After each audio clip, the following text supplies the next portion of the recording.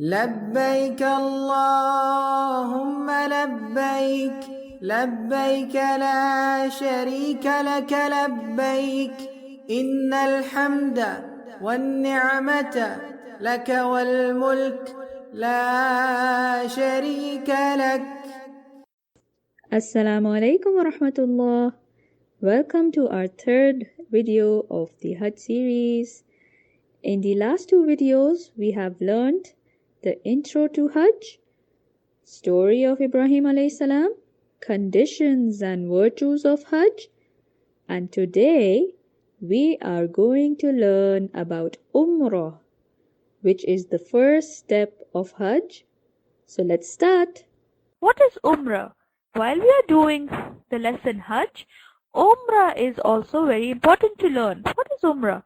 Umrah means lesser pilgrimage. Remember, Hajj means annual pilgrimage. So Umrah is also a part of Hajj. But Umrah can be done by itself. Only Umrah. Okay, you can only go to Makkah and do Umrah. What does Umrah mean? Umrah literally means to visit. Where are we visiting? In Islam, where does a Muslim visit? We visit Makkah, to the Kaaba. Umrah in Islam means paying a visit to Kaaba. Same like Hajj. Remember Hajj? Hajj was to travel. Where does a Muslim travel? For Hajj? To Makkah, to the Kaaba. Umrah means visit. Makkah is the name of the city. Kaaba is the name of Allah's house. Makkah is the name of the city. Kaaba is inside Makkah. Okay, now tell me, when do we go for Umrah? Is it Dhul Hijjah? Is it the same as Hajj? Or is it some other month? Umrah can be performed during any time in the year. There is no fixed time for Umrah. Not like Hajj. Hajj only performed during Dhul Hijjah. Umrah any time of the year. You go to Makkah and you go to Masjid al-Haram where the Kaaba is and you go perform Umrah. Now we come to our lesson. Umrah is composed of 4 important pillars. 4. How many pillars do we have? 4 important pillars that you have to follow to do your Umrah. What are they? Number 1. First pillar of Umrah is Ihram. What is Ihram? Ihram is the intention and the dress one wears. Men wear it like this. 2 cloths. One is to wrap around and the other one goes around the shoulders. For females, any dress, but modestly, is enough. She doesn't have to wear white. She can wear any color, but it has to be modest and she has to be covered. She can wear a coat with the hijab. She can wear a big hijab like this. For men, only white. This is how it looks. This is the clothing for Ihram. Clothing, Ihram clothing, the ones we just studied, we just looked in the pictures, is the clothing for Ihram. What is Ihram? Ihram means having the intention of starting the rituals of Umrah. What is it, Ihram? It's the intention of starting the rituals of Umrah. What we did here is the clothing for Ihram. Clothing. The dress we wear for Ihram. Literally, Ihram is what it means, is the intention of starting the rituals. So the first pillar of Umrah is, again, Ihram, which is the intention.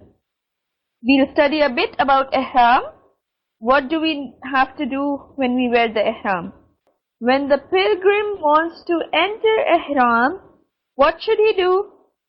Number one, first thing he has to do is do ghusl, and then he puts on the clothes of ihram. The ghusl over here is sunnah.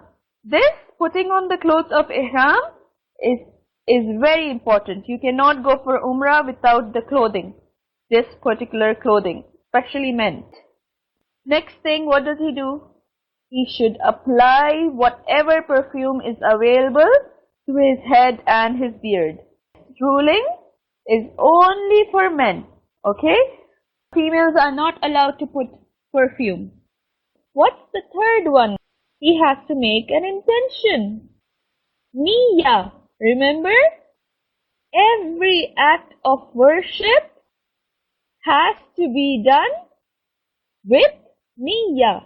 Even if it's salah, prayer, charity, fasting during any voluntary fasting, involuntary fasting during Ramadan or other months, every single act of worship is to have the intention, the niyyah. Is the deed accepted without intention? No. Now tell me, how do we make the intention? Do we say it out loud? Oh Allah, listen to me. I'm going to make Umrah. Do you get it out? The intention is always in the heart. Allah knows. You have to know what you're doing and you make the intention. Okay? This is very important. Making the intention. If you skip this step, then deed is not accepted.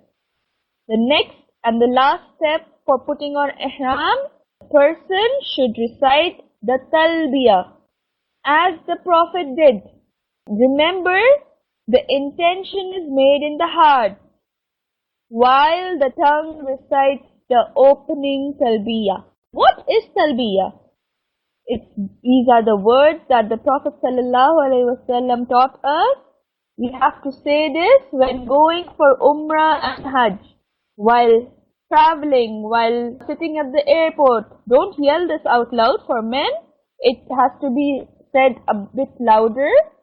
For women, whispering it and saying it quietly enough.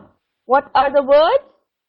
لبيك اللهم لبيك لبيك لا شريك لك لبيك إن الحمد والنعمة لك والملك لا شريك لك.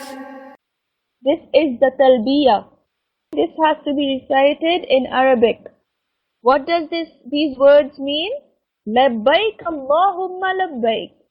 Here I am, O Allah, here I am. Labbaik la sharika laka labbaik. Here I am. You have no partner. Here I am. Innal hamda.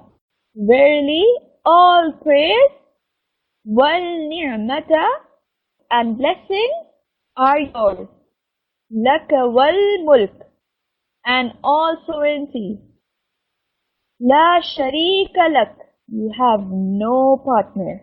These are the words that a Muslim, when going for Hajj or Umrah, recites. So now the person is ready to travel to Makkah. He's in Ihram. Mustafa and Aisha are going for Umrah, who want to enter Ihram. What do they do first? They do ghusl and put on their clothes for Ihram. Number 2, he should apply whatever perfume available. Who is this?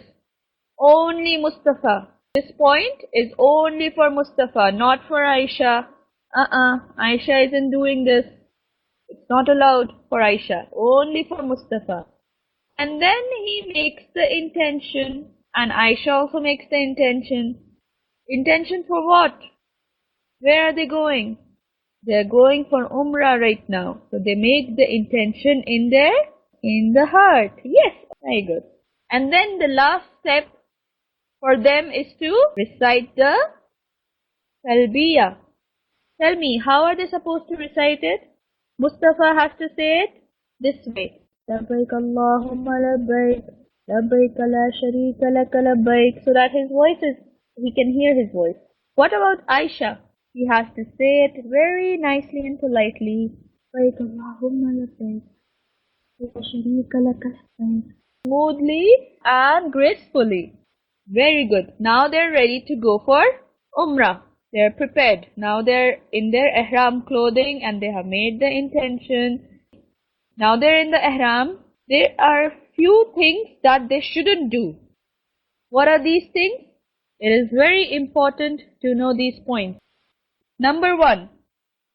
If they intentionally cut or trim their nails, shave or cut their hair, intentionally doing it is forbidden for them. When they are in ihram, they cannot do it. Can Aisha comb her hair when she's getting dressed after wudu? She renews her wudu. She broke her wudu. She renews her wudu. Is she allowed to comb her hair? Yes, she is allowed to comb her hair. And even Mustafa is allowed to comb his hair. But they should not pull it. Like, pull it in a way that it'll hurt them and the hair will be in their hands. Intentionally doing it is haram, is wrong. Intentionally pulling your hair so that the hair strands come in your hand. Who would do that? Who does that? Intentionally hurting yourself and pulling your hair. Okay, only that is forbidden. You can lightly comb your hair. Sometimes hair just fall naturally. That's okay. That's not in your control, is it? So that's absolutely fine if they naturally fall out.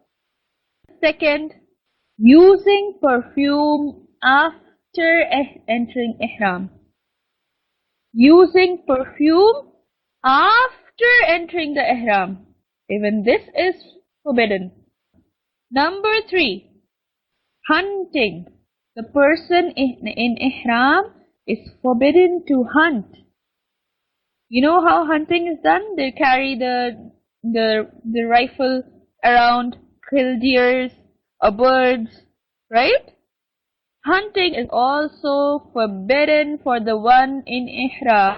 In olden days when they used to travel, that's how they eat. So it's forbidden in ihram. The last one is for men only. Men not supposed to wear shirts, robes, trousers, stitched clothes, turbans and leather slippers is forbidden when he's in ihram. His ihram clothing consists of 2 pieces of cloth and he wears that. This ruling is only for men. Understood? So we are done with what a person shouldn't do in ihram. If you do something that you were not supposed to do, if you did it out of forgetfulness, did you sin? If Mustafa accidentally, without thinking about it, cuts his nail and he's like, oh my god, what should I do? I did it out of forgetfulness. What should he do? He should quickly ask for forgiveness and stop himself. If he did it intentionally, I don't care about the rulings, I'll cut my hair. What happens? His ihram goes invalid and he has to slaughter a goat. Okay? That's the penalty. Remember, we started our lesson with 4 pillars of Umrah. We have finished the first pillar, which is ihram. And now, the rest of the 3 pillars of Umrah, we will study in our next video, inshallah. Take care and see you soon. Assalamu alaikum wa rahmatullah. لبيك اللهم لبيك لبيك لا شريك لك لبيك إن الحمد والنعمة لك والملك لا شريك لك